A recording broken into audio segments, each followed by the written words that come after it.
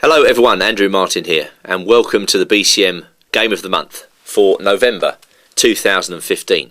Coming to you live from the ChessBase Hamburg recording studios, and we are very grateful to them for letting us use these studios to make this recording. Well, my game this month is the very last game in the 2015 World Cup, from the final between Sergei Karyakin and Peter Svidler. They'd already played 8 games until this point. They come down to the final 5 minute and 3 seconds game. This was a tense, titanic match. And with everything riding on the outcome, Karyakin, as white, opened with e4. And what drew me to this game was that actually, despite the tenseness of the situation, the two players were willing to do battle in a Marshall Gambit. The Marshall Gambit in the Ruy Lopez starts with the move d5. A terrific opening, still popular at the highest levels of world chess, which has stood the test of time and withstood the onslaught of computing power. White takes, black recaptures, white takes again, takes c6, and now white plays the currently fashionable move d3, which in comparison with d4 looks very meek and mild. But white's planning to put subtle positional pressure on black when he plays d3. Yes, it's very quiet, but it's much less easy for black to get his normal martial attacking chances against this move. So, on we go, bishop d6, normal martial deployment, driving the rook back, and now bishop f5. A rather different deployment of the queen's bishop to normal, but black is aiming his sights at d3. So white plays queen f3, attacking the bishop, and now we reach the parting of the ways. What should black play here? Now Svidler played rook e8, which looks very logical. Black attacks the unprotected rook on e1 and takes note of the traffic jam of pieces on white's queenside. Can white untangle in time? Going back, queen h4, the standard queen attack was played in Vachier-Lagrave versus Adams, Beale 2015. Black punches a hole in the white kingside, sticks his queen in, and then Vachier-Lagrave even allowed Mickey to take the pawn on d3. And it's very hard to believe that white is getting anything here. But there are several aspects of this position which lead me to believe it might not yet be equal. Firstly, white's got this idea of a4. I mean, that is very common in the Marshall Gambit. White attacks the black queenside pawn structure. There must be a certain point in time when white is actually threatening bishop takes d5. Black can't ignore it. And finally, the bishop unprotected on d3 is a slight cause for concern. So these small features in the position lead me to believe that although it looks equal, maybe white is a tad better, very, very slightly better. And after queen f5, bishop d4, rook a e8, the impression was once again that black is doing well, but, well, Vachier-Lagrave went on to win this game. Nevertheless, queen h4, going back, must be playable.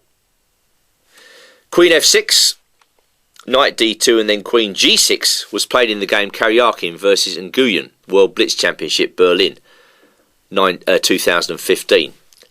And again, that looks quite good. But Karyakin played an amazing move here, bishop d1. Very strange looking move, very strange indeed. The point is that when black takes, white's going to go knight e4 and nab the bishop pair. Well, in the game, black took. There were some exchanges, rook e8, takes, king f1. Not quite equal again. No attack for black. a4 coming up, 2 bishops. Well, slight edge to white.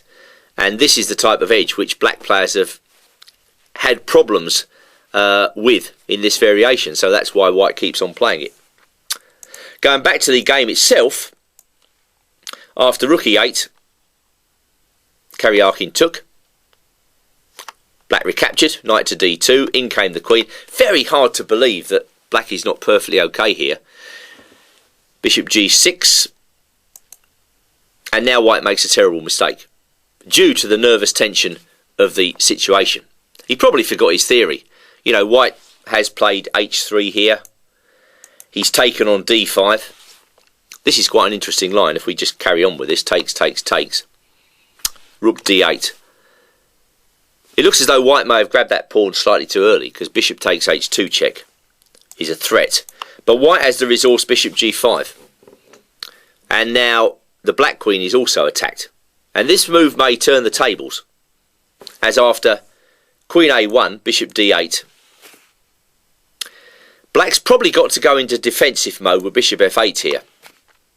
The bishop on d6 is looking a little bit exposed, isn't it? And after bishop d8, h4, white is calling whatever shots there are in this position. So that is also a variation.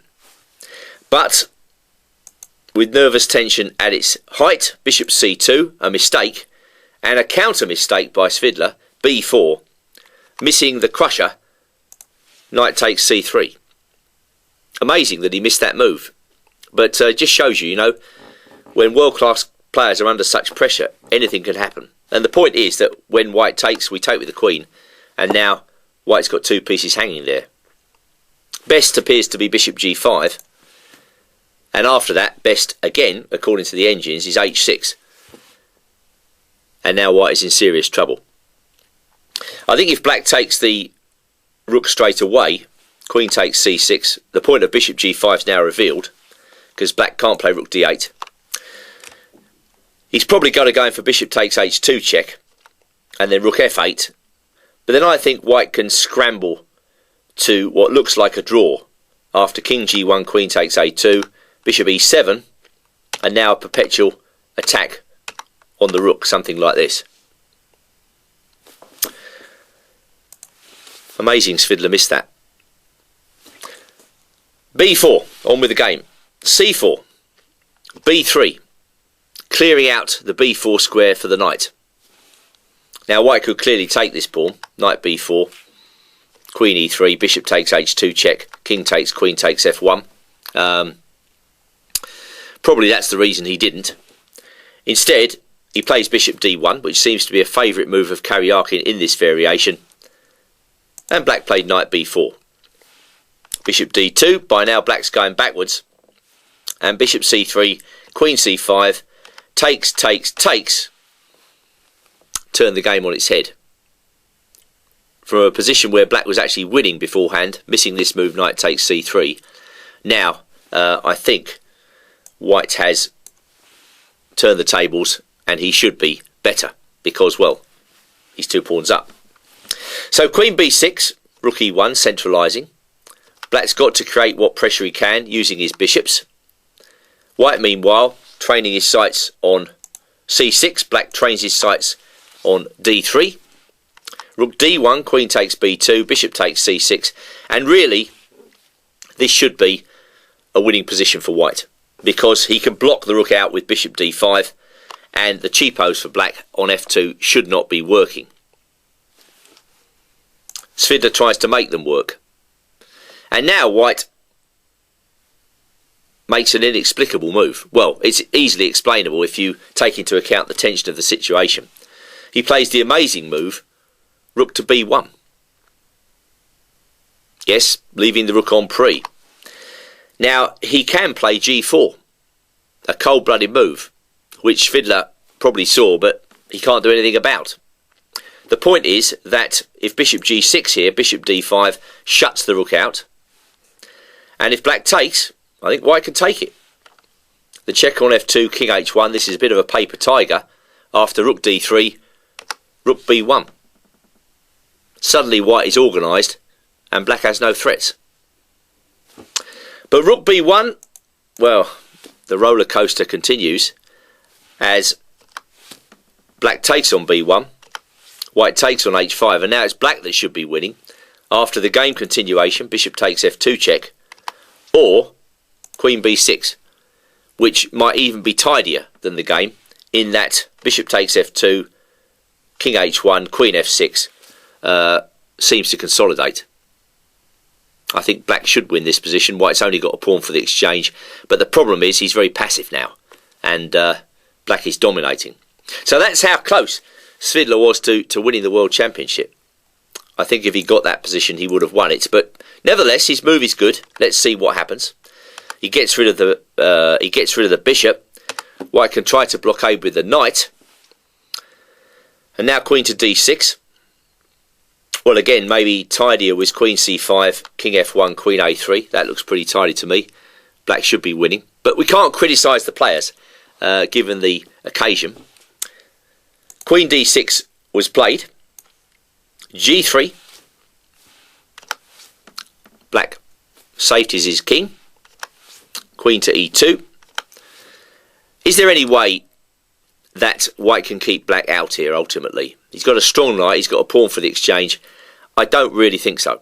I think ultimately black should be able to find a way to penetrate to the 7th rank, let's say with his queen or his rook. Maybe exchange off the queens and then the rook should tower over the knight. So king g2, there's a bit of toing and froing. Maybe both players are just struggling to see the best way. Queen a3 looks very strong. It seems as though black can't be prevented from getting to the rear of white's position in order to win. Karyakin, to his credit, defends terrifically.